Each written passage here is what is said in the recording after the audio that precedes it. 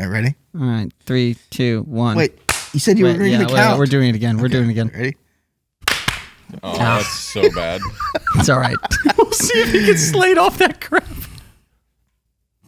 Hey, that was good. That's good. Pretty good. Okay, that's good. It's not that bad.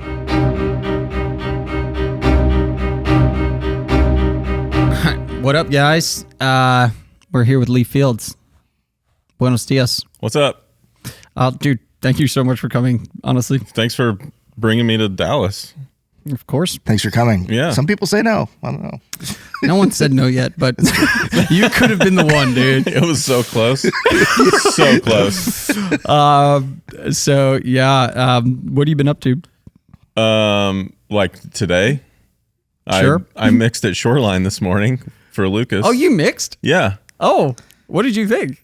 Well, he played drums. I thought I was going to hang out with him at front of house. And Oh, you were alone? turns out he only needed me because his drummer declined on PCO. So That is the most Lucas move ever. yeah. So that you was know cool. us already. No, he and did Oh not. my I God. didn't know what it was I was That's mixing. so He was funny. like, "Hey, it's our staff meeting." Oh, just come mix, bro. And he's like, This is can amazing. you get here at like 8:20? Sound checks at 8:30, and then there's staff prayer from 9 to 9:40. That's all he said. So then I'm thinking, okay, so we're gonna do sound check, and then there's prayer, and then there's a service after that. So, well, yeah. So I get there on time, and it's like he's showing me around the desk, like where everything is, and he's like, by the way, I'm drumming. I'm like, okay, that's fine. Baptism by fire into our friend group, dude. So I'm like, well, in sound check, and it's like 8:40. He was like, well, it's supposed to be 8:30, and it's 8:40 now, so probably 8:50 or something like that. And I'm like, okay, cool. And I'll just roll. I'm not like, Yeah, I you don't were need a being detailed run sheet. And, Yeah. you know, Yeah. But and then he's up on the drum kit, and then there was never a sound check. They just started the Bro, service? what happened? Yes. So what happened? And I Did you didn't make any big errors? Yeah, one. So I'm just like kind of solo and stuff, and there's like people like coming in, and I feel like this is the staff coming in. They're about to do this prayer thing, and then the service will start 40 minutes after that or whatever. So people are just kind of like meandering, and they're spread out. Oh my God. And I'm listening to drums. I'm like soloing this and that. You know, the whole band's now up there. I have not heard the vocals yet, but they're up there like all talking to each other. And then a guy in his like, I don't know, dude in his late 30s, early 40s is like, hey, I just want to introduce myself. And it's a campus pastor. Oh, yeah, And I was like, okay, cool, man. Eric, I think's his name. Eric, yep. He's like, thanks for being here. You know, what you do when you meet a brand new person. And I was like, cool. He's like, all right, well, I'll let you do your thing. And I don't know what time it is at this point. I just think whenever they want to start the prayer, someone will let me know that, okay, sound check's over. We're going to do prayer. Or like someone walks on stage and there's a mic. Yeah, something happens. Right? Yeah. No, stop. So then I'm just like, you know, fiddling. And then the campus pastor's like, hey, can you unmute the keys? I think he's playing. And I was like, oh, like the girl on the MC mic, there was a girl on the MC mic, and she was like talking to people like, hey, welcome everybody. We're going to get started here in a minute. And I'm thinking again that this is a staff prayer. And in 40 minutes, we'll start the worship service that I have not sound checked for. I don't know what any songs are. There's auto-tune on here. I don't know what key this stuff needs to be in. No, stop. Lucas did, and then I was like in the talkback, like, do I need to trigger snapshots and waves? He's like, every song's in D. And I'm like, oh, okay, convenient. D, send to all. Yep. So then Thank you, V14. homegirl starts talking on the mic, and No, she's like greeting the stop. people, and that's when the campus pastor's like, hey, I think the keys are playing. No. And I'm like, oh, okay. And then I unmute the keys, and I'm like, oh, this is the service. So the staff prayer with worship, what it was is like they play some songs, and then a staff person prays and like underscores the band's underscoring. So there was no service 40 minutes after the staff prayer. That was it. That was it. That was what And you were there for. I look up and there's 100 people in the room, and I'm like, oh, we're doing this. Yeah. Okay, here we go. So yeah. So my mistake was Was it okay after that? yeah, it was great. Oh, like, what did you think of one? That's hilarious. What did you think of the PA in the room and stuff? Well, I mean, anytime you get 24K2 in an 1,800 seat room, it's a lot. You know, it's like, dang, this is serious, but it sounded really good. You should see. I don't know what the amp attenuation is, but it's like minus 36 dB minus on all 72. amps. Yeah, I bet. Oh my gosh, some of those K2 are like 25 feet from people. Yeah, less. There's a balcony, so it's not like it's 1800 because it's deep. Yeah. It's like they're on top Everyone's of each other. Close. Needless to say, it's a Yeah. lot of PA, And it's all white. and it's all white. That's Everything true. in there is white. Yep. It's. I was when It's I first so vibey. when I first heard Yeah. it, I was like, dang. And I haven't heard it since Wheeler tuned it again. I haven't heard it. Since I haven't then. heard it at all. Oh, really? No. But the first tune was like, I was like, dang, this is amazing. Like you can tell, there's so much power. Yeah. But When do you have that much headroom? exactly, like in the- like you a do not. in like a when do you have that much headroom in something that can like feel like studio monitors because there's not this big soundscape around you, like Yeah. it's controlled and you have that much headroom? It's Yeah. really ridiculous. A lot of times, like I've seen, you know, churches put in an enormous PA in a room small, and it can be a bad thing. Yeah. Because there's something that happens when you hit that like upper 30% with the PA, and they like squeezes and glues together. Yep. You know. Yeah. So part of me was like, is this too much? Like, is this going to affect my ability to mix? And it didn't. It really didn't. Yeah. Now, I did mix a staff prayer service at 8:30 a.m. this morning at 100 dB for 100 staff people, so that was awesome. It was 100 A. 100% it was 100. oh my gosh, Not the whole time, but at peak one you- point I For got sure. it to 100. That's how they play there, though. Yeah, but I didn't know it was at 100, and then I like move all the reverb Yeah. plugins away. Well, that was the other thing I had never done before was use Logic for some reverbs, Oh, yeah. and he's Yeah. got Super Rec too. So we started that. It was actually Lucas's idea. We had at our end of year conference like 4 years ago. yeah, Holla. He's like, because we had the 338 and the 338 has Slate. UB Maddie on it. You'd be mad. So you can like, It's a good trick. and so we're like, oh, he's like, at the time I was using like Slate's VSX Verb or whatever it is for like For some gated drums. stuff. Yeah. And then Valhalla for the vocals and all the stuff. Yeah. That was like super cool. It's awesome. yeah. It's a cool But feature to use. It is a cool feature. Yeah, so I've Unfortunately, never done that. Yeah, it's cool. It's nice to, Dude. the latency factor isn't really a problem because Not you're with on reverb, like- yeah, it's You like know, pre-delay. It's I nice. jacked that pre-delay on the vocal up. Yeah. He had it at like 20. I think I put it up to like 80 or Yeah. something. So Yeah, that yeah. never I hurts. left most of what he had there for a while, and then I was like, I'm let's changing stuff up here. Why not? Yeah. I'm sure it sounded fine to start. I'm sure it sounded better after. Dude, Lucas is amazing. Yeah, he's really a, good. He's a beast He's like, engineer. Yeah. he's so good and he's so intentional with every decision. Yeah. That's what I appreciate about him. I've never seen a guy that can't not smile Yeah. like that. Oh That's my gosh. real. Yeah. Yes, he's That's great. He's great people. You know what? This just made me think of before I forget. Is we should make a like the Upper Room M32 file Oh yeah. with just people like no waves. Yeah. Just running a Logic session with like non-latency problem stuff, Yeah. and then sell the Logic session. I don't know. Interesting. Yeah, that's for free. Whoever wants to steal that. You're an idea guy too, aren't you? Yes, he is. Oh yeah. Yeah, that's me. I just He calls me every day at 8:30 a.m. with a new business idea Every or a day. new product or new Like- service. Maybe not every day recently, but Yeah. for the first 2.5 years of our relationship. Before AudioLink launched, now it's just like stopping ourselves from doing the stuff. Yeah. That's how, Yeah. filtering Yeah. down like, yeah. Well, I was on a, yeah, we talk about ideas a lot. Yeah. That's all I like to talk about. Anything else, Same. I'm like, okay, I'm happy your day was good. Yeah.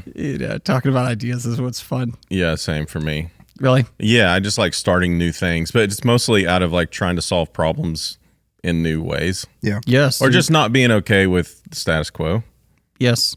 Or yeah, it drives me crazy to like, why don't you fix the problem? I don't know. Maybe I just think of things like too logically. I'm not trying to compliment myself like that. No, You know what I mean? You're Like- not. This is I don't know. Reality what's the- is yeah. a very important tool. yeah. well, dude. Yes. Like, here's how. And I was saying this on a call this morning. Like, okay, so we were talking about this new thing that we'll maybe tell you about. yeah. I don't know which one it is, so it surprised me. It depends on where conversation goes, but we won't talk about it on the podcast. But the point is, we were talking about this, and I was like, look, here's the fact of the matter. In 10 years, this is going to exist. It's either going to be us or it's going to be the person who just ruined us. Yeah. So, It's a race to the start line. exactly. And there's some things that are like, you have to recognize when that is a reality. Yeah. Then it's like I was talking to my Uber driver on the way in today about truck drivers because his son is trying to get his CDL, and I was just like, why? And he was like, oh well, and I was like, dude, like, I hate unsolicited advice. I hate that. Yeah. I love receiving it, but I hate giving it. When people. The only thing I will say though, dude, is like, I'll just guarantee you, because of this guy named Elon Musk, in 5 years, no one will be driving trucks, and he'll have to figure out something else. Right.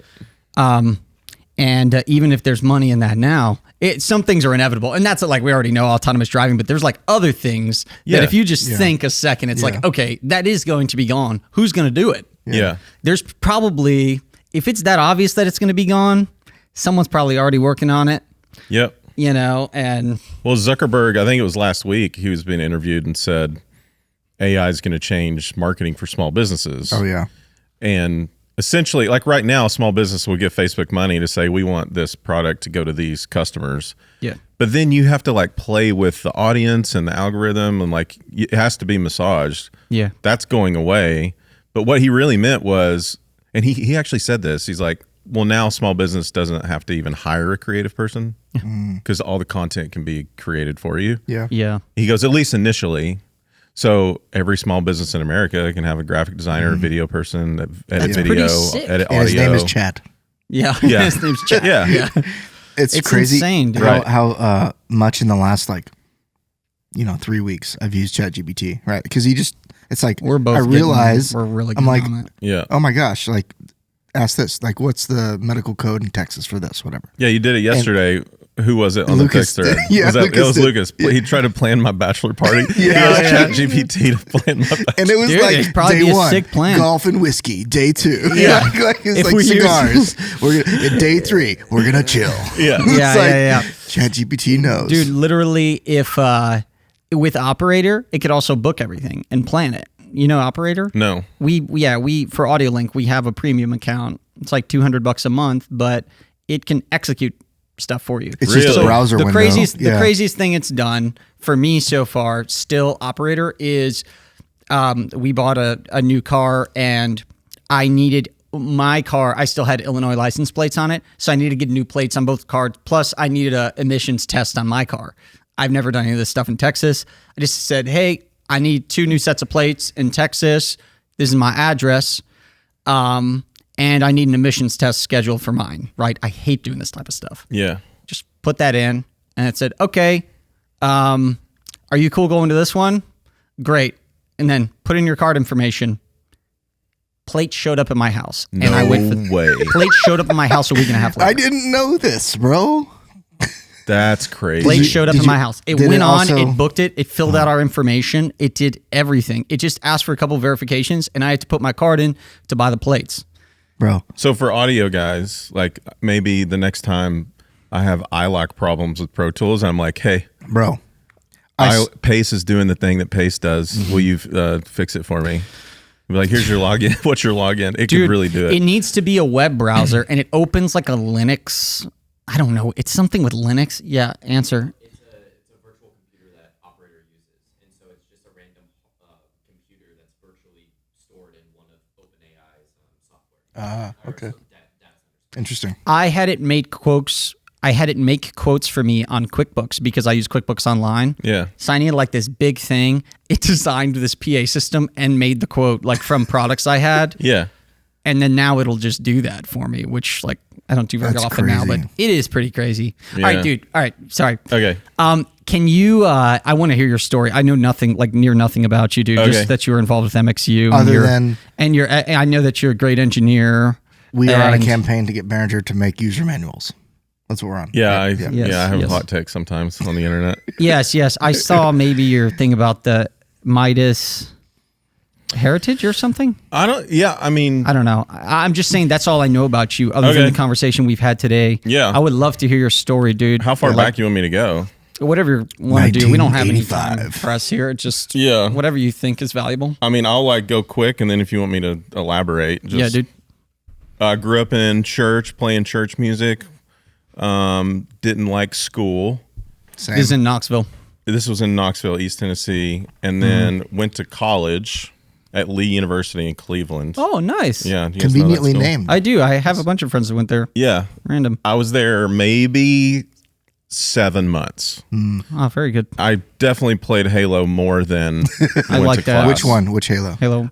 Well, by that year, that was like 2003. This is or- Halo Halo 1. Yeah. Halo Yeah, 1, because this was still like Cat 5 cables across the dorm room. Yep, You yep. know? Nice. So question about that. Yeah. Prisoner rockets, right? Prisoner. Oh my gosh. Everyone has rocket launchers. flashbacks. Yeah. Okay. 16 people. Greatest times of my life.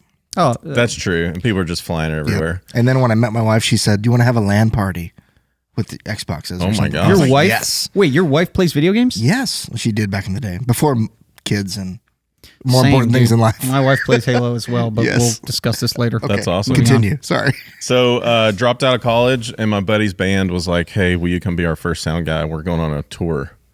And I'm like, "How much can you pay me?" Like, I just dropped out of college. I don't have any bills except for a cell phone payment, a prepaid Cricket cell Nice. phone. Game time. Cricket. So my bills every month were like $40 plus McDonald's and gas. That's Okay. all I needed to cover. I And like he's it. like, "We can't afford much. $25 a show, $5 per diem." That can get you 2 double cheeseburgers. I Or- did that for a year. Oh, Yeah. Wow. So my first year of touring, my W-2 was $4,400. Wow. That's what I made A year. My first year touring. Yeah. Yeah. Now, they shouldn't have hired me. Like they were making like probably $3,000 a show, and they had a bus, like an old 70s Eagle bus, 6 Nice. or 7 people on it. We were sharing hotel beds. Like it was like real rock and roll That's the touring. grind. Yeah. dude. Yeah. How old are you? I just dropped out of college, so it's probably I was like 19 or 20. And how did you? Sorry to. No, I'm already asking please. questions. How were you a sound engineer already? So you just did it in church? Oh, I had and no then that business. was it. I had no Yeah, like were business. you were really bad? Were you decent? Where were you? Well, you think you know what you're doing. Yeah, yeah. You know The arrogance of a sound man. Yes. Oh yeah, the older I Yeah. get, the more I realize I don't know anything. Yeah, you know, yeah. it's Yeah. like the opposite. Yeah. I had a license to Nuendo in my dorm room Nice. There we because go. I used some of my college loans to buy gear. So I had a 414, a Behringer preamp, a Nuendo license that I bought off eBay that I think was stolen, and There we a go. buddy down the hall helped me build a computer on Newegg. Oh my So gosh. all this stuff shows up, and I get it going. Oh, and the interface, you'll love this. You remember the M Audio Delta 1010? Yes, dude. Had that thing.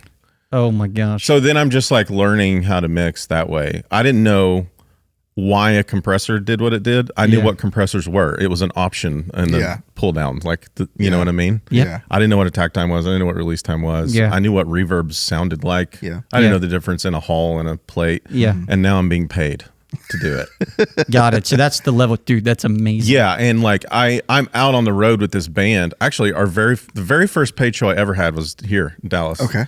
At an old club called The Door. Remember that? Oh yeah, I remember that. I Yeah. don't know that place. It is in Deep Ellum. Yes. Deep Ellum. Yeah. Yep. Yep. That was the very first. That's bit. awesome. Yeah. Wow. JBL, PA, and an Like a Allen SRX Heath or whatever it GL is. console. Were you but traveling with the console? no. You just used the house console. Yeah, it was there. house stuff then. But I do remember it was an Allen and Heath, but it was the good one because it had the sweepable low frequency. Oh yeah. So you could go down to There you could we go go. down to 50. You weren't You stuck had at 80. that Yeah. a little more than semi-parametric. Like the low shelf that all It's of them had with almost the fully button. parametric. Exactly. Like the low pass or the high pass, and then there's the boost that's Yeah. only 80 and below. There's Allen Heaths. So I did like Let's go, 100 dude. shows with that band and in like crappy clubs and Yeah. coffee shops and where I'm breaking things. So like I'm not mad that they only paid me $25. I feel like they Honored. enabled me to make all the mistakes. Yes. Wow. And With lo- low risk. Extremely low risk. Yeah.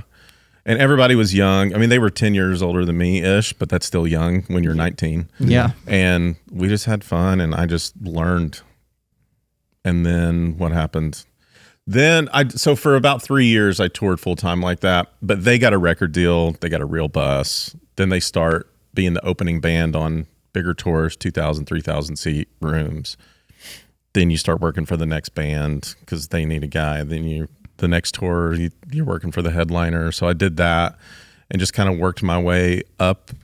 It wasn't to the top yet at all, anything like that. And then I just, after a few years of that, I didn't love touring 250 days a year. Yeah. I mean, some people love it. It's a grind. Yeah. Yeah. And moved back home to Knoxville and took a job at a small church.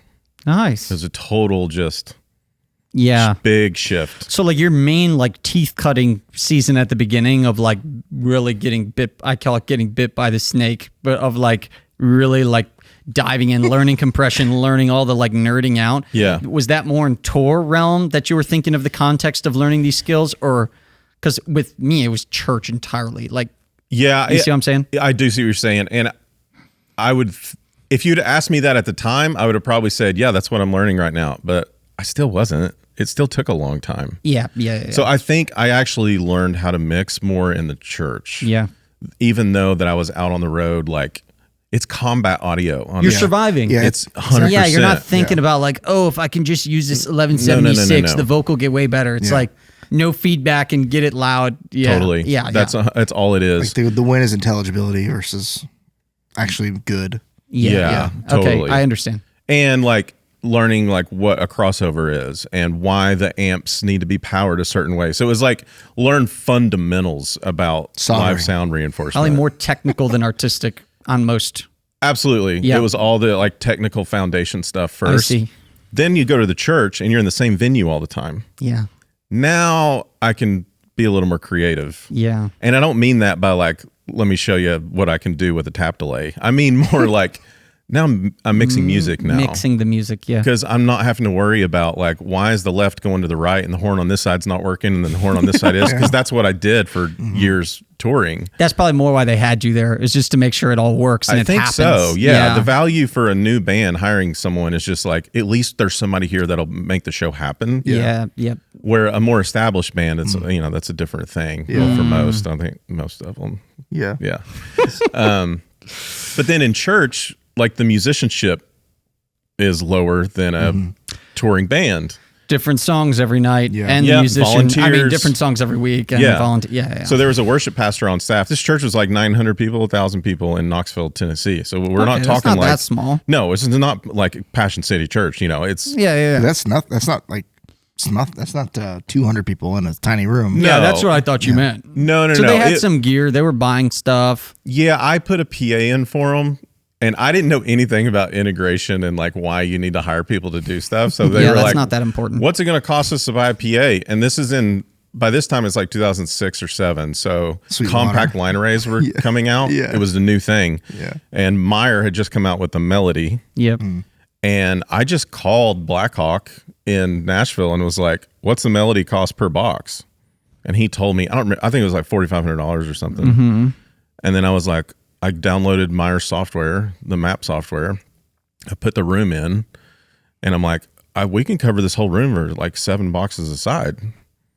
So then I'm like, well, then I'll put the PA in. We need 2 motors, a stick of truss. I'll pull all the cable back there. They're powered. We don't need amps. There's circuits already ready to go. We can get a brand new PA for like 80 grand, guys. I'll drive to Nashville and pick it up. I'll rent a U-Haul van, and that's what I did. That's awesome. So I didn't even. That was great experience, though, right? It was, but. Of what can go wrong. Terrible execution, though. It went up and it's there, but there's a PA in Knoxville flying off of truss with motors on it. Yeah. Because I didn't know any better. I didn't know that it like probably could have been rung permanent to the steel. And it's messy. Yeah. It looks like a 22-year-old did it. Yeah. But it's still there, and they've had it for 17, 18 years and it's awesome. working. So Didn't fall. in some way, no, hasn't fallen. I did no. Unfortunately, that is a standard somewhere. It is. Is it still in the air? Yes. I did have a professional rigger insured put the points and hang the motors. You were wiser than me at 22 then. Okay, I did do that. But dude, the craziest rigging thing I've ever seen though. So Let's hear it. the grid in that building's probably at 40 feet, but then there's a drop tile at maybe like 30. Okay. And it's like a 45-degree angle, and then it goes up like this. Yeah. And the floor, it's sloped, flat aisle, sloped. Oh, yeah. So to get up there, you rent the 26-foot lift. Yeah. The Like boom the lift. jib, yeah. But Yeah, go ahead. He gets up to the tile he needs to get to, and it's not tall enough. Like you move the To tile, actually get all the way up and it's through. another 12 feet past the tile. Yep. So what's he do? He ratchet straps a 16-foot extension ladder in the bucket of the boom lift. No, he didn't. An insured rigger did that? I swear to God. Oh my Bro, god. those guys are crazy. He's insane. Dude. Those guys, And he I've went up seen there some and crazy he stuff. sat on top of the extension ladder like this and put a point in 40 feet in the air. Certified gangsters. That's awesome. Yeah, insane. No pulse. Talk about that's a freaking redneck right there. Oh, dude. East Tennessee. In East Tennessee. Rigger, Yeah. That's why our country will never be invaded to victory because Bro. of guys like that. Dude, those guys will take down like Yeah. 100 foreign invaders. 100%. Have you seen those? Like, I'm a nerd. Okay, so I see these like, what state would win if we all went to war with each other? Yeah. Texas always wins, of course. Of course. dude. But like, it's like, well, Texas has these certain people, and like in the Midwest, there's this like, it's very niche, insane, like people like that, like Yeah. the riggers that just will do anything. Dude, to get there's up there. there's It's some like- guys out yeah. there, riggers. Yeah. That guy Fabian that used to work with me, which if you ever watch these, Fabian, I love you. He was on tour with MGMT. He was mixing front of house for MGMT, and then he was on tour with AR. You know what AR Rahman is? Okay, AR Rahman is the biggest artist. I always say this, and people are like, he's like the biggest artist no one knows about. So he's the Hans Zimmer of Bollywood. Okay. But then their music, like he made the Slumdog Millionaire, of course, Got it. soundtrack, which did really well in the US too. But Bollywood's like huge. Enormous. Yeah. Yeah, and they do a lot more like pop music and stuff in in movies. So imagine like his tour, minimum 80,000 people at the shows. Yeah. And his tour, it's all songs for the movies. So imagine like if like Justin Bieber, Beyonce, all this stuff were like on these movie scores, Yeah. and then the tour was like whoever they could get for the shows. Okay. And it's like these movies that are huge, right? Yep. So you can imagine what these shows were like. It was huge. A.R. Rahman's like the biggest thing. He's mixing monitors for them. And this is all across India and Asia. And he told me stories about what these riggers would do. Oh, yeah. Especially in those countries. Dude, he was like, Tom, you don't understand. These LED walls were like 100 feet tall, held together by E-tape. He was like, the craziest stuff. Yeah. Ratchet straps, all this stuff. Yeah. And like, I was like, dude. That's terrifying. But yeah, he told me some crazy stories. He also saw a guy get killed. Like, he saw crazy No stuff big out deal. of the road. Yeah, no big deal. He just saw this Who guy needs standards? crushed by Right. but yeah, I don't know how we got on that trail, but okay. So then I'm at the church. You're at the church, yeah. Small church. I was there for 3 years, and I felt like I learned how to mix there, and I've learned about the mega church. Yeah. Like the executive pastor came in one day and was like, "Hey, some mail." And he puts this magazine down, and it's Church Production Magazine, and I'm like, "Oh, we have a magazine. I didn't know that was a thing." And We have arrived. on the front of it was a photo of North Point. I didn't know what that was, yeah. and so I open it up and I look, and I'm like, "Wait, there's 2 worship centers back to back, Yeah. and they're sending video back and forth with this virtual pastor. Projectors are that big, like a movie theater. You know, it was all brand new. Yeah. Okay. So then I start looking at like this church, who this pastor is, and my executive pastor at the time, his name's Jeremy. He's like, yeah, he's written a bunch of great leadership books. Check this one out. Communicating for Change? No, it was. Oh my gosh, this is probably the worst like blank I've ever had, because I feel like this An book Andy was Stanley like, book? yeah, it was a pretty monumental book in my life. Obviously, it meant It'll a lot come to back. me. It was just a leadership book, and I didn't even know that leadership was a thing. Other than like you be a leader, you the captain of the baseball team, or you know what I mean, like yeah. influencing people and leading people and being Yeah. someone worthy to follow and changing things. Yeah. And the thing in the book that stuck out to me was what could be and should be must be possible, and that really struck with me. Of like, I was never okay with status quo or like what the current situation was, whether that be how we currently do sound check at this church. Like, no, there's another way to do this. Yes. Or all the way to like how our church's annual budget is run. Like, whatever it is, I can usually find some way to give you an opinion on how to improve it in any Yes. area of my life. Yes. And I think I'm still like that a little bit. Yes. So, okay, so I'm there 3 years, and then met a guy on Twitter. So Twitter started in 07. I was on in 07. There was probably 200 of us that found each other on Twitter, and we used the hashtag CTDRT. You guys know about this? No. Church Tech Director Roundtable. There's about 200 guys, and then we started meeting up at the conferences, all the worship conferences, the NABs, Infocoms. It's kind of like the Masons. Yeah, Yeah, a dude. little bit. This is good. The Freemasons of sound. And then a guy hit me up on Twitter good. about a job in Sacramento, and it was a big church, like 12,000 people at the time. Based on.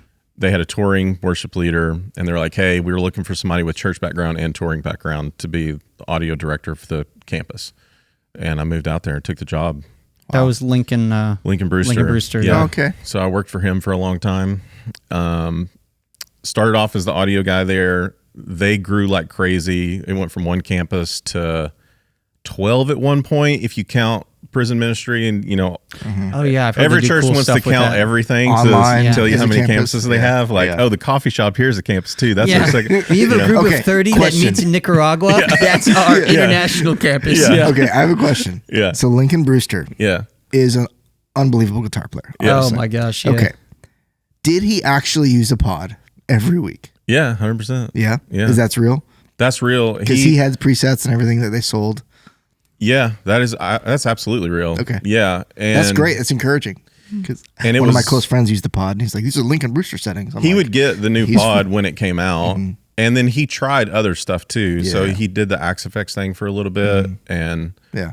I don't want to speak for him. I think Yeah. it was just not as simple as the pod was. Yeah. It's like He could get on his computer, make his own stuff, and Yeah. it was consistent. But the reason he did the pod was not because he thought it sounded better than a Marshall Plexi. yeah. Just It's easy. because when you go on a fly date to a festival and you rent an amp from a backline company, you have no idea what condition it's going to be in. Zero clue. Yeah. Right. So it was just a way to have an A- Mm-hmm. instead of an A+, and you're gambling and it could be an F. So Yeah. Yeah. that was That's- really a bad it. idea. And he'd That's the fly with whole- two of them. Yeah. That's, Backup. that's like the whole idea between like amp sims now, like behind it. Right. But that's interesting because I remember like as a young sound guy in like 2009. Yeah. Like there was like one of my close friends at the time. His name's Gavin, unbelievable guitar player, but he shows up to like worship auditions and he's got a pod. Yeah. Everyone else is lugging amps and like pedal boards that are this large that look like they're about to take off. Yeah. You know, like Yeah. like and he just had this pod and it sounded awesome. We're like, dude, Yeah. what is Why going are on you here? smarter than us? Yeah. Yeah. It got to That's the point hilarious. like it's Yeah. so consistent, I could tune the PA with his guitar tone. Oh yeah. Dude, You know what I mean? That's very cool. it's Yeah, like it's pretty instead full of just range, too, using yeah. a Toto track, the point of using a track yeah. to tune the PA is like, well, Rosanna? I know what it sounds like. Rosanna. I wasn't a Rosanna guy. I was more of a I will remember Okay. Toto guy. But if you use something that you know what it sounds like, Yeah. but I knew what the guitar tone probably sounded knew his like. guitar tone better than those tracks because Yeah. you listen to that for hours on Sunday. Yeah. 100%. That's Yeah. really cool. Yeah. So that was fun. That's awesome. Okay, so all right, so you go to Bayside. Yeah. You're doing that now. Ended up being the executive worship pastor there. So then Oh, we you went did. Yeah. That's so we awesome. went to 12 campuses, and we had a worship school, a production school, tons of campuses, and there's like between the students and staff, it's about 60 people on our team. I still mixed, but Mostly oversight. it was all oversight. Yeah. So the worship leaders would report to me, Okay. and I shared the role with another guy. He did a lot of the school stuff, but he was also a worship leader. And it's a funny thing how like worship leaders can be a little territorial. Yeah. So when you have one guy leading a bunch of peers that's in similar age that does the same job, Yeah. it was easier for me to manage 28-year-old creatives as a tech guy who has no business on stage Yeah. than it is That's another one of hilarious. their peers, right? Aren't those dynamics so as funny? as leadership, that's amazingly wise insight. Yeah. Like to put that together. It's the rule of in the college dorm room, you either wrestle someone that you know you're going to beat or someone that you know will destroy you. You Yeah. never wrestle someone that there's a question about it because then they establish Yeah. superiority over you and you were a peer. Yeah. You know what I mean? And that principle pretty much goes across the board Yeah. in life. For sure. That's a good principle, but carry on. So then MXU started towards the end of my time at Bayside. So when did you meet Andrew? So I met Andrew when did I actually meet him? Well, actually, Lincoln knew him way like in the late 90s. They knew each other because Lincoln opened for Third Day on a tour, and Andrew was tour managing and mixing Third Day in the late 90s. So and those are the glory days of Third Day too. They were like the biggest correct. thing. Yeah. And I came across Andrew in a magazine or something online, and I was like, what's this guy? Look at their stuff and listen to it. And I'm like, sick. Dude, this guy's no joke. And I'm like, Link, check this guy out. And he's like, Stone? I know him. I'm like, what? So then I think I hit him up, and I'm like, hey, we got a mutual connection. I want to come out and see what you guys do. So then I just went to Tulsa on a whim. He was already there at that point. He was at Church on the Move. Church on the Move, yes. Yeah. Dude. And at the time, like if you think about church, worship, creative, and production, it's kind of gone through seasons of influence, right? Yeah. So it was like the Willows, and then after the Willows, it was really Church on the Move. Oh yeah, Church on the Move. Yeah. I mean, if what they did with Seeds Conference in the 2010 to whenever it was, 2018, they really paved the way and opened a lot of doors for everybody else. They really did. And they were doing the absolute best top level lighting, audio, video, the music. Yeah. And they had no drum cage on stage. No drum cage. It was a big room though. That was, I mean, I was like, how real is that? Because I remember Andrew did this MXU video, I think, where he talked about having the drummer use like 7As. Yeah. And I was like, no, you can't tell me how to play drums, you know, like, but I mean, it works. Andrew is also super stubborn. I don't know that was necessary. Yeah. But if he said like, we're using 7As, they were using 7As. Yeah. He was the boss. He was the boss. Him and Andy were the commanded boss. the room. Yeah. But Andrew was kind of the boss. Yeah. Yeah. So I don't know how I would tell him this to his face. I'd be like, dude, they don't need me. Come on. Yeah. That's awesome though. I remember like watching and listening to him do that. The video on there, they had what analog console was it? It was a H3000. Okay. Yeah. He had two of them. So I worked at this company locally, the touring company that had some old like Yamaha PM1000s. Yeah. And then a couple H3000s and a H4K.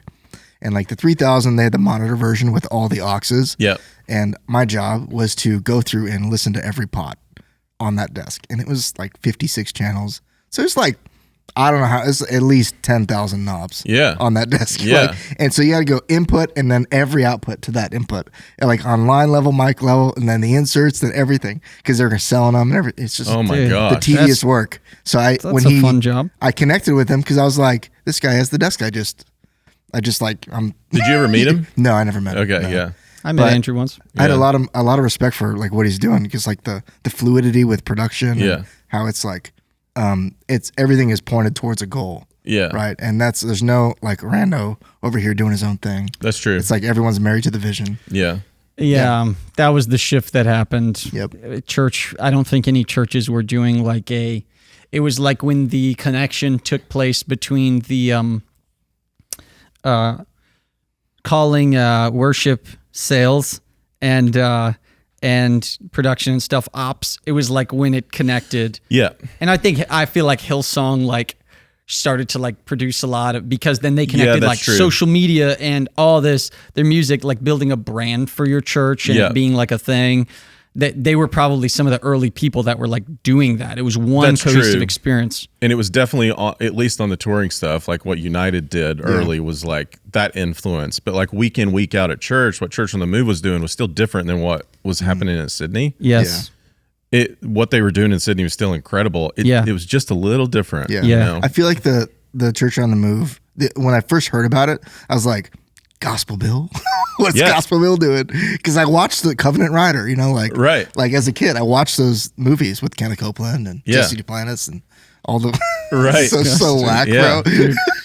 But that's like my childhood, you know, because my grandparents were pastors and the whole thing. So, but anyway, I realized that like the fluidity of their production and how everything was from like when Willie George would come out on stage, they'd bring out like this digital pad TV thing that's like it's a production element, but it's in like the way he's interacting with it. And because I was on staff at a church here at the time, and so we were trying to figure out ways to integrate production with like what Pastor Jim's saying, and you know, so like I just remember thinking that's where we're going as a church. Like that's for sure it's the direction where we're going. Yeah. And here we are.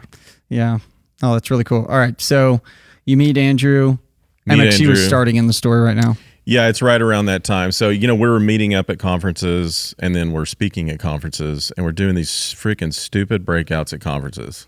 And they were annoying, but they paid the bill to get to the conference. So you put up with it. Yeah. But you really just went to the conference to hang out with people, because I'm not learning crap at these conferences. And then I am up on this panel and a bar stool and a microphone trying to teach a guy how to mix. And I'm like, this sucks for them. But then I was like, where do I go to learn? Well, I go hang out with Andrew and I watch him mix a service. Yeah. Or I go to my buddy's mixing for whatever band in the arena in town and I watch him mix. But I can't stop him in the middle of the show and be like, solo that snare drum, bro. Let me hear that. Yep. So then I thought, I want to do that. So I actually called a buddy that had a warehouse, like a room kind of like this size. And I was like, hey, if I get some manufacturers to send some gear, can we use your space for a day, bring in some engineers? And I just want to learn from them. And he was like, yeah, sure. So I'm at dinner in Orlando after Infocom.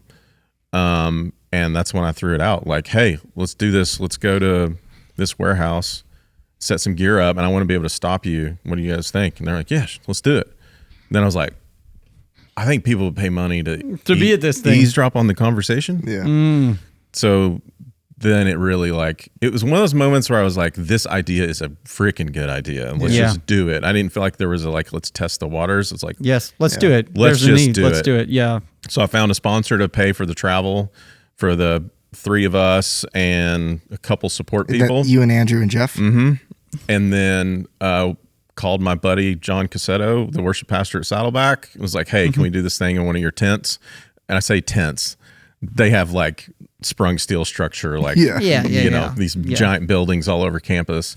He's like, yeah, do it. And then we used our own Instagram accounts to advertise it. And the rest is kind of history. So awesome. we did the first one. And then over the course of 3 years, we would do 4 or 5, 6 a year. We did one in Europe, and 80 people in Sweden showed up to one of these things. And then I thought okay, it's probably time to figure out where this thing's going. But none of us wanted to quit our jobs and just get on airplanes and teach seminars. Yeah. Yeah. So I thought we need to put this stuff online. Subscriptions were just starting at that point. Netflix had stopped putting DVDs in the mail about that time.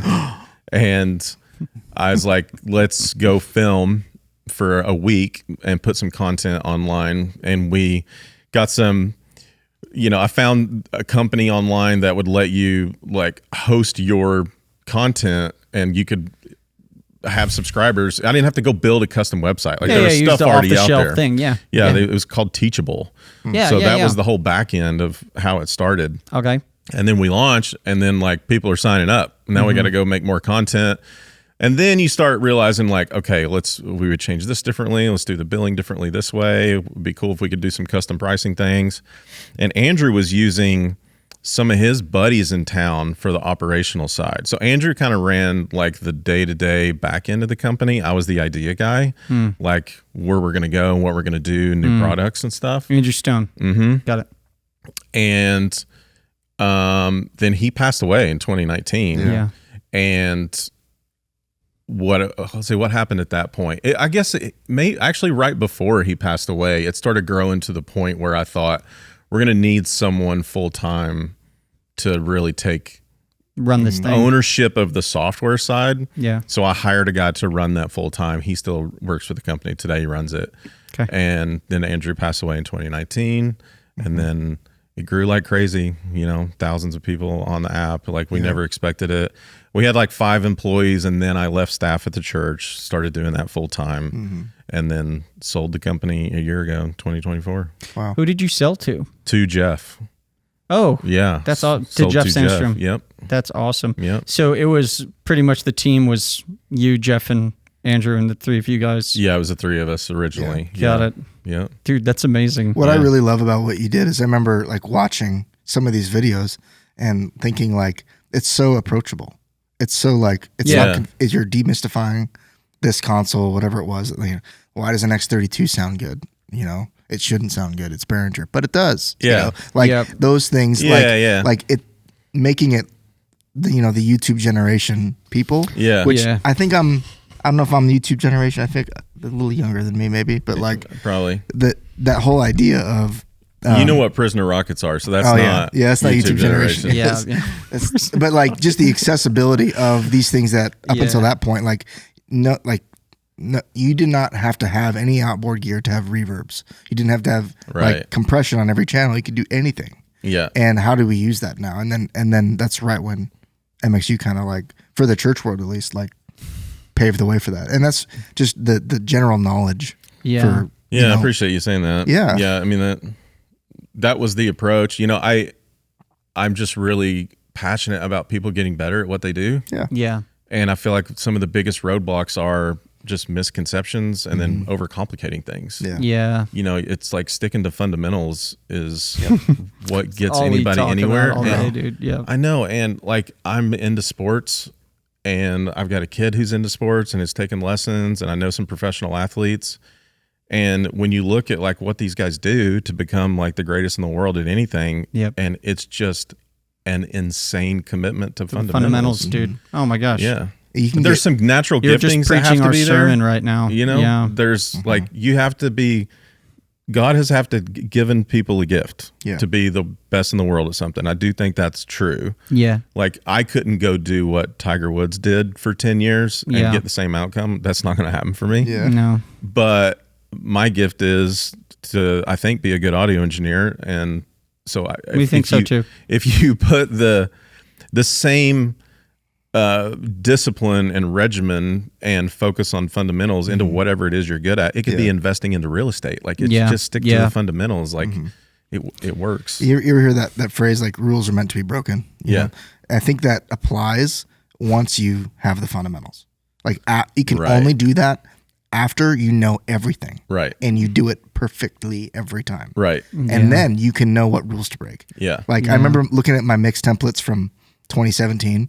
Dude, I don't know how my MacBook was able to run all those plugins because it's like so heavy. Yeah, you run like a quarter of that now. And now I'm like, it's like I got maybe 3 plugins on the kick drum. Yeah. It's like the idea is like, as we grow and as we understand fundamentals, you understand what's needed and understand what's not needed, and like that's just, that process is so hard. Well, what you're saying, like, I have to interrupt you. Yeah, go ahead. It's like what's needed and what's not needed to do what? Yeah. It's to hit this target. Yeah. So I think when you keep the outcome as you're focused, then it's really easy to keep things simple, because then you're not focusing on a process. Yes. You're not focusing on like, well, now I add a compressor, and now I add another compressor, and now I add a dynamic EQ, which is still a compressor, and now I add a de-esser, which is still a compressor. Yeah. You know what I mean? If you're just constantly thinking, okay, the vocal sounds like this. Yeah. Now it sounds like this. I'm trying to get to this picture in my mind. Yeah. I'm there now. I can stop. Yeah.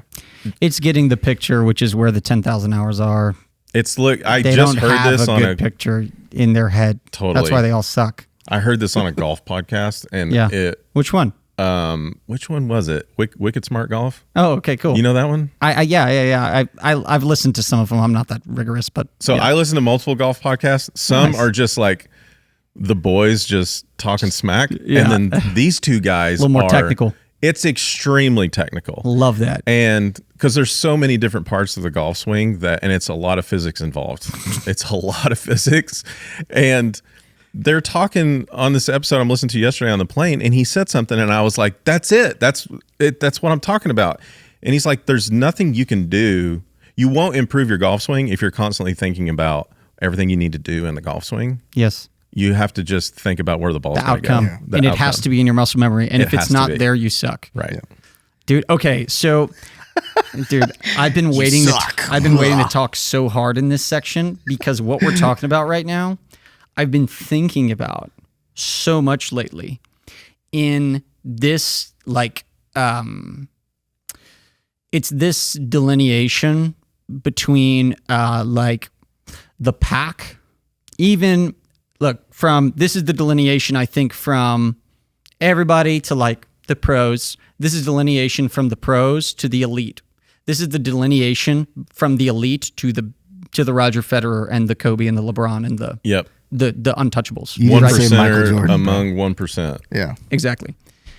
The delineation is some philosopher, somebody could probably pick me apart here, but I'll just go for it. So it's like, it's not the fact that it's the fundamentals. Yes, it's the quantity of fundamentals. So it's like when someone asks me, like, okay, like I get you're saying, yeah, these mixes you guys do sound great. Like, yes, they sound amazing, whatever. But like, what is the difference? Isn't it just the engineer that you put there? And I'm like, no. Or if someone, I'm like, no. What we've done is we've taken a process and that is artistic, and that process is actually built up of a lot of these fundamentals that Brandon has been through now, like years and years building, right? And then putting his artistic flavor on the fundamentals. But then we do all of those fundamentals every time. And the difference probably between the guy that you have now, this is a little pompous, but the difference probably between the guy that you have now and us is we do way more fundamentals than him. Right. We just do more of them. And like, I went to Dominican Republic when I was in high school and lived there for a year and to play baseball there. And the fundamentals that they were teaching there, at the time, 50% of the major leagues was Dominican. Well, I was going to say, you need to tell everybody that. Yeah. 50% of the major leagues comes from this one country. Yeah. And now it's like, I don't know what it is. It's like 40%. I don't know. It's a lot, right? And the fundamentals that they were teaching there, one, they were teaching fundamentals at high levels. So like 16-year-olds were learning fundamentals. It's not like they learned fundamentals when they were 8. And then like at this high level, it's just like running drills and stuff. No, these 16-year-olds that are about to sign for $3.5 million at 16, they're like working on little technical crap with them. But then also the fundamentals they were teaching that were different than what I was learning in the States. Yep. And like, I think on this topic, it just makes me think about how important fundamentals are just like in life and figuring out, like, I've just been trying to think about like in what I'm doing, what just basic fundamentals am I missing? Right? In how I talk to people, in how I lead. What basic fundamentals am I missing? Interesting. It's not that I need to get way better at maybe the specific things I'm doing. There's probably just basic fundamentals that I just don't even know about. Right. Right? And then like Tiger Woods, he's got or Steph Curry, whatever, he's got all of them so covered, and then he's doing all those for so long, and then he has that special mind and that special trauma and that special whatever that makes him elite. Sure. Yeah, he has mega trauma. But I don't know. I think the trauma though is what creates the drive to be on the practice green for 10 hours a day and 100 degrees, Yes. But the commitment to the fundamentals is what made him great. No, 100%, dude. 100%. It's also I think it takes a lot of maturity to understand that everything you need is right here, not somewhere else. Right. Right. That's a gear thing. I mean, my God. Like what you're talking about, your pet peeve. Yeah. Could you tell everyone what we were talking about in the car a second? Yeah. My pet peeve is like choosing equipment based on your eyes, not your ears. And I don't mean like what an EQ looks like, but just based on like popularity or a trend or whatever, because like trendy gear can suck and can be unreliable and can not sound good. And it can get really popular on Instagram. So then you want to have it. And I'm like, well, did you not listen to that microphone? Like, it's terrible. Yeah. And I have fallen trapped to that. Okay. So it's not. Well, because there's also a process. There's a process that's like, you see an SM57 around the church. So when you're growing up, so you assume it doesn't have much value. Well, yeah, and it's $89. Well, now it's $100. Yeah, which is just absolutely ridiculous, Shore. Just get out of here with that nonsense. It was $100 for like 20 years. It came out as $100. Arizona iced teas held their ground, but you guys, I'm joking. We assume that there's not value to it. It's like the Bible is in the Bible's in every hotel room, and people assume it doesn't have much value. Meanwhile, it defines value, right? Like but like the end of your road is an SM57, and it's the beginning. Yeah. Do you know how many DMs I've gotten, and people are like, is the Beta 58 or is the SM58 actually good? It's only $130. That legitimately, people will say that. Like, since when does a microphone have to be $600 to be good? It defines good. That's crazy. I think it is the definition of good. I've gone through that. I went from the 57 to the Telefunken M80 when it came out. Yeah. Then the M81, it's a little bit different, but it's the same, like all the way back through all the various like Lewitt mics and everything else. Yeah. Come back to the 57. Like, dang, this is amazing. I know. It's fantastic. But in that process, you learned how to mix and position it right and flip the phase. And arguably, I think it slowed me down. And the reason I think it slowed me down is because just like when we have talks about the business, whatever, like if I'm changing 5 things right now to try to get a better result, I don't know what's getting me that result. Yeah. I don't know which one it is. Change one thing at a time. I'm trying to do one thing. So if I'm changing my processing and changing the mic and changing the snare tuning, you can't do that. You can't do it. And like I remember, we're impatient. With my friend Jason Hibden, who now lives in Spain.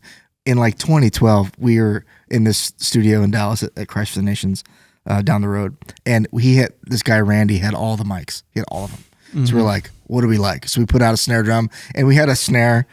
It's like there's a mic every inch around the whole snare. We're just gonna listen you to had all a line of 12.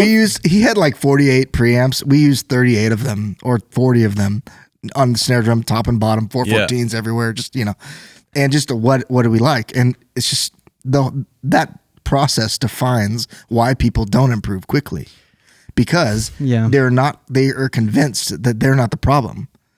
They're convinced that the gear or the circumstance or whatever it is the issue. Yeah. And sometimes it is, but most of the time it's not. Most of the time it's my impatience is the problem. And we have the same heart. We have the same heart. What MXU does, but you did. No clue. MXU and like just me and Brandon, like forget AudioLink, like we both know, I think, this is a competency. This is a personnel issue. Paintings not being amazing. We have no question of if there was an issue with the paint or the brushes or the canvas. We instantly know, because those are simple. Right. We instantly know it's the level of the artist, the difference between a Monet 100%. and but for some reason with like production stuff, because there's more variables, people get this idea that it could not have to do with competency. Meanwhile, like some of the best live mixes I've ever heard were at the old Upper Room building with decent, solid speakers. They were L acoustics, 400 seat room on an M32. Right. Half the time without waves. There were things when waves was down that sounded better than when we had it, dude. The low end, for some reason, sounded better when we had no waves in there. And it was like, but it's freaking him. You know what I mean? Yeah, and it's like, that's why, right? I used to travel with an LS916. Oh, dude. Let's go, dude. And I would with go, the arrows? Yeah. Bro. And I'd go into a church. Try labeling a channel on the console. The roller. Dude, I did tape. That was wise. But what, you got layers, I did though. tape You got too. layers. Yeah. You got layers. But I'd set it beside a PM1D in a church. And cook. And then somebody be in trouble. They'd be like, why? Is the dude with the pod and the LS916 just smoke us out? And I'm like, it's the people. It's not the gear. Yeah. Like, I only picked this because I'm on an airplane. Yeah. Like, I would love to have a PM1D. Yeah, come on. Yeah. Yeah. But let me take a crack at that. It would be even better too, though. It's not like, it's just funny. Yeah, if you could travel with that. It's such dude. You load your scene on your floppy disk. Right. Yeah. I did have all the adapters for the disc for the PM5D and 1Ds. Those are gangster consoles, dude. They were at the time. They put like large scale digital audio obviously on the map. Yeah. But they also didn't sound bad. Like no, Yamaha. Well, the M7 sounded bad. M7 literally I was like, until they put that carpet on top of the M7. On top of all the outputs. Bro, I was like, man, I remember being like 20 years old mixing on an M7. I'm like, am I going deaf? Like, why can't I hear the top? I'm like, plus it was $20,000. Yeah, so it didn't matter. Yeah, it was like it was an IO thing that they hit a market problem, because think about it, 1D 5D come out, those are 75 grand at the time. There's more than that. 1D was over 100. Yeah, maybe. Yeah, I was 5 years old. The Damn, I was just trying to make you guys feel old. You didn't react. I laughed. I was like, yeah. Yeah. You probably were. Yeah, next You're not point, using Tom. that against me, Tom. Yeah. I was expecting a bigger reaction. They hit a market problem that then like the X32 and everything just absolutely shanghaied. Yeah. But if the M7 doesn't come out, and this is just the process probably of any technology market, and I'm getting way into left field, but if the M7 doesn't come out, Behringer absolutely ruling the world with their sales never happens. Right. It was because they decided to go for like, okay, what's a step down? We could go down rather than 96, let's go to 48. And it has the expansion slots, and then everything like that dude Ezra. Yeah, all he used out on the road was M7 5D. They were analog, and then he went to just M7 because these tours didn't need 96 inputs. Yeah, you know, and those things were. How heavy was that thing? The 1D and 5D? Well, yeah. Oh, they're huge. Oh my gosh. Yeah. Yeah, it was like an island, like M7 a kitchen isn't island. Light either, but and if you look at the interface, the GUI on the M7, it's you see it in the PM10, 7, 3. It's the same thing. Oh, dude. It's the same backbone. Yep. And the CLs, through the CL series. Yeah, all the way there. It's called like Central Logic. Yeah. Central Logic. They were nerds. So that's one of the coolest things they did. Like it They works. made it like fluent across. That's a good point. I did a theatrical production on an M7, and it was like when I realized like you could, with the scenes, you can select certain channels to be included and not, and then I just really got like, oh, right. Did you snapshot it out? I snapshotted like this Scrooge, was it? Nightmare. What is that? Nightmare Before Christmas. No, the Christmas one. Christmas Carol. That's what it is. Yeah. And so I snapshotted the whole show. It's like 28 snapshots or something like that. Nice. But with mics on and off, and like we had 36 or something RF mics on the stage. Yeah. And like lapels and everything. And it was like recall the EQs for different people when they'd switch mics. And I remember thinking, wow, this is the ability to do this is you would have had to get a huge console. Right. And with unique defined saved parameters per person. Right. Like, you know, just that technology blew my mind. And it's an M7. Right. And that was in like 2014. You want to hear something hilarious? No. So, great. So this isn't the first time we met. We met once. No way. Yeah, we met once. I was just very young. We met right when you guys started doing MXU. Okay. I actually didn't even remember until just now, dude. That's hilarious. That's funny. We met at Willow Creek. Okay. In maybe like 20, I don't know, right when you start MXU. Yeah. And 2019. No, what am I thinking? That'd like have been 2015, 16. Yeah, maybe 2016. Yeah. I was working at my parents' church, and we went because it's in Chicago. And I remember the only thing I remember from the session was you saying. Oh no. You saying the only thing I remember from the whole thing was you saying, "Yeah, I don't use snapshots. I'm too traumatized." And like I connected with you on that point because of this story. I almost got fired from my parents' church because of snapshots. Because we did this big Easter production. I spent hundreds of hours. Literally hundreds over like 2 or 3 months because we started the rehearsals, snapshotting out the whole show. And the first show goes great. It was the best sound I had done to that point just because I took so much time. It was the same songs. I was so proud of myself, dude. And it was on a CL5. And the first show goes great. And then the second show, for some reason, the executive pastor comes back and he's like, the vocal's hurting my ear. And I was like, I was so immature and arrogant, dude. It was like, weren't we all? Dude. Still thinking about what I did in reaction to him was crazy. So I look at him and I'm like, yesterday was fine. Like I was like, yesterday was fine. It's the same show. And he's like, turn it down. I'm like, I snapshotted out the whole thing. I can't turn it down. It's going to go up. I did like every section of every song, all the little horns things. I was just going like, big, the whole show. It was like I was doing a tap tempo. And bridge. And then he's like, turn it down. I was like, I'm not turning it down. I can't.